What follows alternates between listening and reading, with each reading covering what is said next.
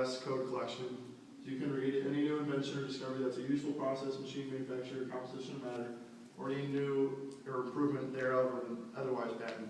Now there are restrictions on what can be patentable, because otherwise any new invention that someone thought of could be patented, and there needs to be a way to distinguish that. So any new invention that could be of common knowledge would be patented, and there would be no way to progress if all that information was patented. So if anyone thought of any idea that was common knowledge, then all information would be patented. There would be no way to progress.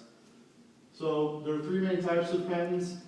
There's design patents, plant patents, and utility patents. Design patents are used to protect new and original designs for an article that is manufactured. Plant patents are used just for discovery of new plants to have them patented. And utility patents are the ones that are most used, and they protect any new and useful, non-obvious process of machine or composition of matter, and they are basically the definition of what patents are used for today. So, can software be patented? So what is software patenting? It's a software programming technique and computer implemented invention.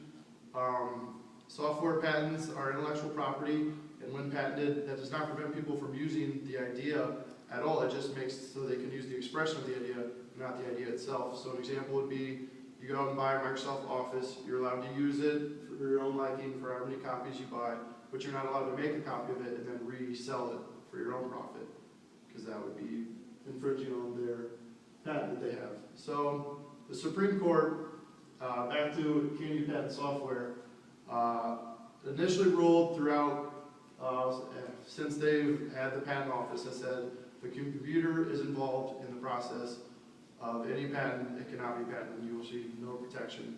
That all changed with Diamond versus Deere, which was a court case in 1981 that allowed for a computer program to be patentable. And they said that just because a patentable idea involves a computer doesn't make it an unpatentable process. So Diamond versus Deere, it was about molding uncured raw rubber into cured rubber that could be used for any type of process or product.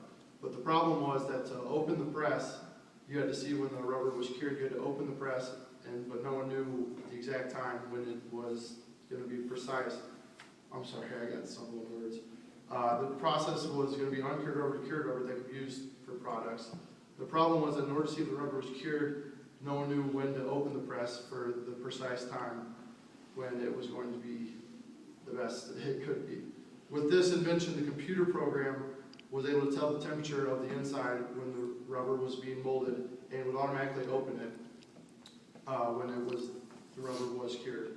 The idea initially did seem unpatentable by the patent examiner based on the earlier court case, Scott Chalk versus Benson, which was the first one that proposed using a computer at all towards being patented. And that case was just trying to do a mathematical equation that turned binary coded decimal numerals into pure binary decimals, which is just math jargon. And the court ruled that that program was not patentable. So the Court of Appeals then reversed Diamond versus Deere and said that just because a computer program was involved, it didn't disqualify the idea at all for being patented. And then it went to the Supreme Court, and they ruled that while the mathematical formula in the abstract is still unpatentable, but a machine or device that uses a formula in a process is patentable if the machines meet the requirements of patents as a whole. And so after this, what the courts took from this is that mathematical algorithms are able to be patented if they are part of a patentable invention and used in the process. But they did hold that something that isn't patentable to begin with cannot be patentable if a mathematical algorithm is added. And that's what Parker versus Fluke was. They had an alarm clock that uses a computer algorithm to design when the alarm should go off based on heat temperatures and whatnot, but they said since the alarm clock wasn't a patentable idea, since it had already been patentable, you couldn't make it patentable because of adding this alarm. So now that software can be patented throughout the U.S., the software patent